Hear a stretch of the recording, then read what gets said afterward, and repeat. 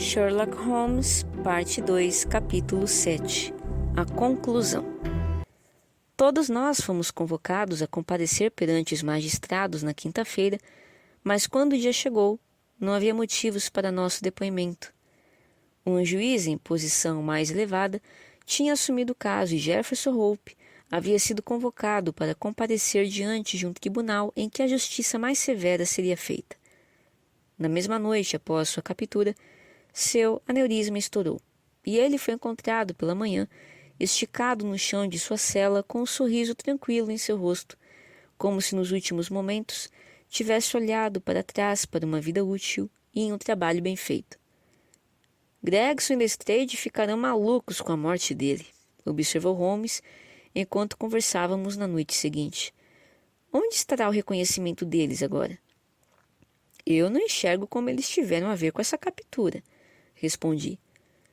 O que fazemos neste mundo é uma questão sem consequências, declarou meu companheiro amargamente. O ponto é, o que você pode fazer para as pessoas acreditarem que você fez? Não importa, continuou, e feliz após uma pausa. Eu não teria perdido essa investigação por nada. Que eu me lembre, não houve nenhum caso melhor do que esse. Por mais simples que tenha sido, houve vários pontos instrutivos. Simples? Retorqui. Bem, realmente não pode ser descrito de outra forma, disse Sherlock Holmes, sorrindo com minha surpresa. A prova de sua simplicidade intrínseca é que, sem nenhuma ajuda, a não ser algumas deduções comuns, fui capaz de colocar as mãos no criminoso em 3 dias. E isso é verdade, concordei. Eu já expliquei a você que aquilo que é fora do comum é normalmente um guia e não um obstáculo. Ao resolver um problema desse tipo, a parte agradável é poder raciocinar de trás para frente. Essa é uma conquista muito útil e muito fácil, porém as pessoas não a praticam muito. Nos assuntos do dia a dia é mais útil pensar adiante, então as outras formas são negligenciadas. Há 50 que podem raciocinar sinteticamente, para apenas um que consegue raciocinar analiticamente. Eu confesso, comentei, que realmente não acompanho seu raciocínio. E eu não esperaria que você o fizesse. Deixe-me ver se consigo tornar mais claro. A maioria das pessoas, se você descrever uma série de acontecimentos, irá lhe dizer qual será o resultado. Elas conseguem reunir esses acontecimentos em sua mente, e daí presumem que algo vai acontecer. No entanto, há poucas pessoas que, se você contar a elas o resultado, seriam capazes de evoluir de sua própria consciência interior. Quais são os passos que levaram até esse resultado? É essa habilidade a que me refiro quando falo de pensar de trás para frente, ou analiticamente. Entendo, falei. Agora, esse foi um caso em que recebemos o resultado e precisamos descobrir tudo sozinhos. Agora me deixe mostrar a você os diferentes passos de meu raciocínio. Para começar do começo, eu me aproximei da casa como você viu, a pé, e com a minha mente totalmente livre de quaisquer impressões. Eu, naturalmente, comecei examinando a estrada, e ali, como já expliquei a você, vi claramente as marcas de um táxi que certifiquei por meio de investigação deveria ter estado lá durante a noite.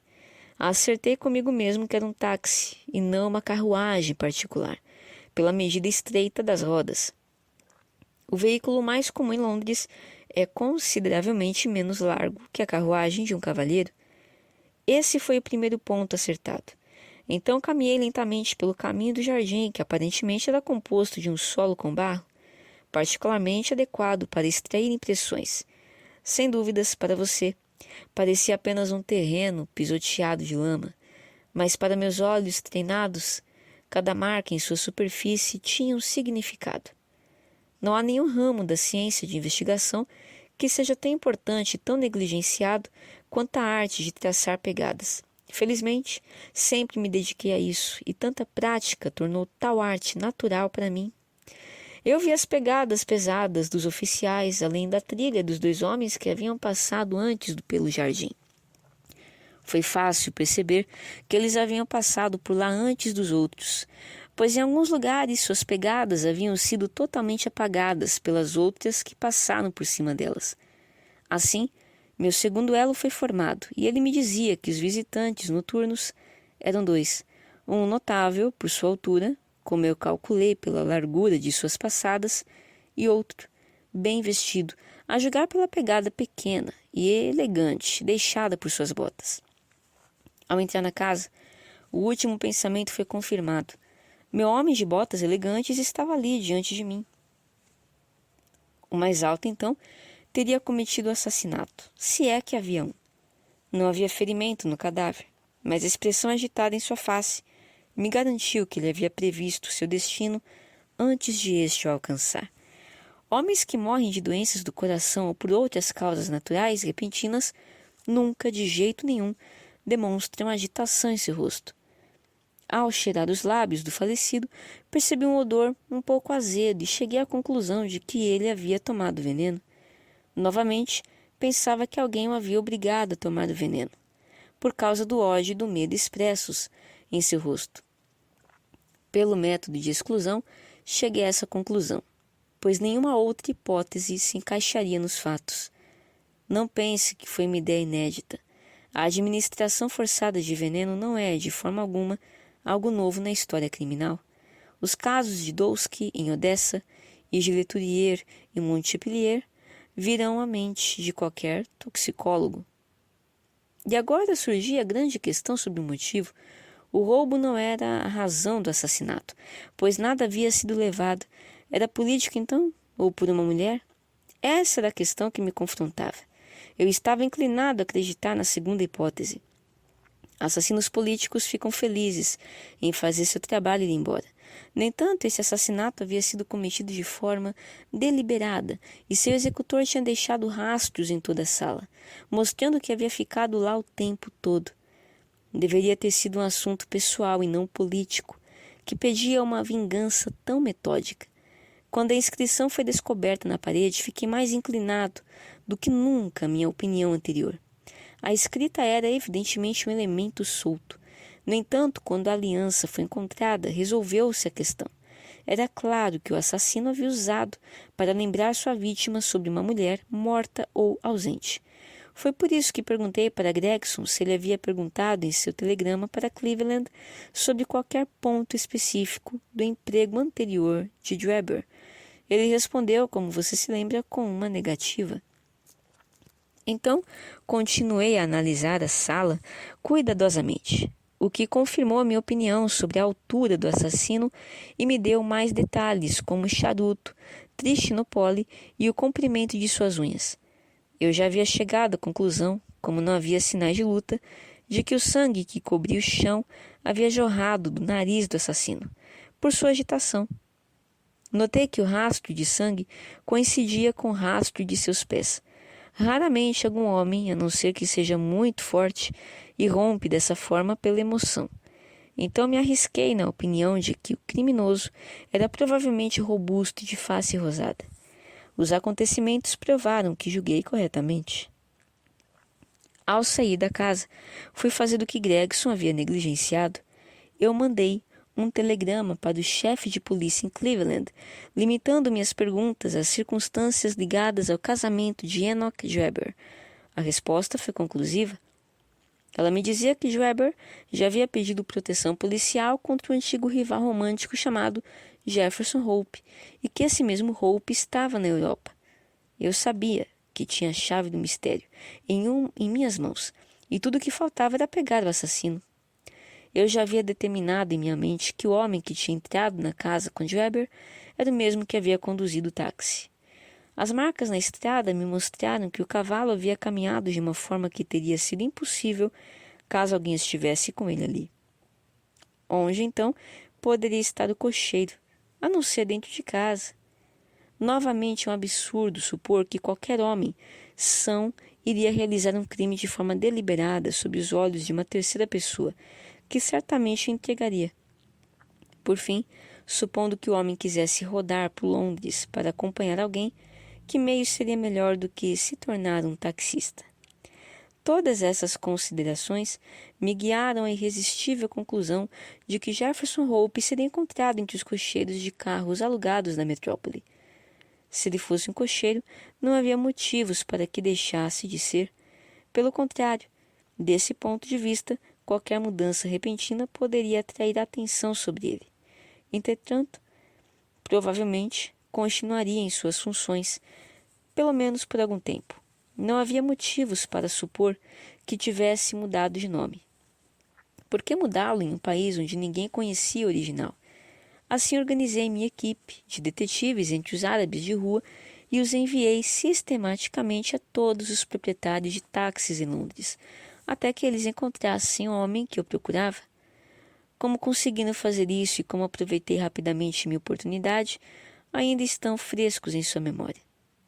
O assassinato de Stangerson foi um incidente totalmente inesperado, mas que não poderia ter sido evitado de forma alguma. Por meio dele, como você sabe, tomei posse das pílulas cuja existência já havia previsto. Você pode observar que tudo é uma corrente de sequências lógicas sem brechas ou falhas. É maravilhoso, gritei. Seus méritos deveriam ser reconhecidos publicamente. Você deveria publicar um relato do caso. Se não fizer, eu farei por você. Pode fazer o que quiser, doutor, respondeu ele. Olha aqui, continuou entregando-me o papel. Veja isto. Era a edição do dia do jornal Eco, e o parágrafo que ele apontava era dedicado ao caso em questão. O público, dizia o artigo, perdeu um divertimento sensacional com a morte repentina do homem chamado Hope, suspeito pelo assassinato do Sr. Enoch Drebber e do Sr. Joseph Stangerson. Os detalhes do caso provavelmente nunca serão conhecidos agora, embora tenhamos sido informados pelas autoridades de que o crime havia sido resultado de uma antiga disputa amorosa, em que participavam o amor e o mormonismo. Parece que as duas vítimas pertenciam em sua juventude aos santos dos últimos dias e que Hope, o prisioneiro falecido, também vinha de Salt Lake City. Se o caso não teve nenhum outro desfecho, ao menos demonstra, de maneira marcante, a eficiência de nossos detetives da força policial e servirá de lição para todos os estrangeiros que eles fazem bem ao resolver suas disputas em casa e não trazê-los para o solo britânico. É um segredo aberto a todos que o crédito dessa inteligente prisão pertence inteiramente aos famosos oficiais da Scotland Yard. Os senhores Lestrade e Gregson. Aparentemente, o homem foi preso nas dependências do Sr. Sherlock Holmes, um amador que também demonstrou algum talento como detetive e que, com seus instrutores, espera com o tempo adquirir algum conhecimento das habilidades dos senhores. Espera-se que um depoimento de algum tipo seja apresentado aos dois oficiais, como reconhecimento adequado por seus serviços. Não disse a você, assim que começamos? Exclamou Sherlock Holmes com uma risada. Esse é o resultado de todo o nosso estudo em vermelho. Eles receberão uma honra. Não importa, respondi. Tenho todos os fatos registrados em meu diário, e o público deverá conhecê-los. Enquanto isso, você deve contentar-se com a consciência do sucesso, como diria o miserável romano. Populus me sibilat at mihi plaudo, ipse domini simul alnumus contemplor in arca. O povo me vaia, mas eu me alegro quando chego em casa e vejo as moedas em minha arca. Citação de Horácio em sua primeira sátira. Esse é o fim do livro de Sherlock Holmes, O Estudo em Vermelho. Eu espero que vocês tenham gostado. Não esquece de deixar o seu like, se inscrever no canal e também comentar. Até a próxima leitura!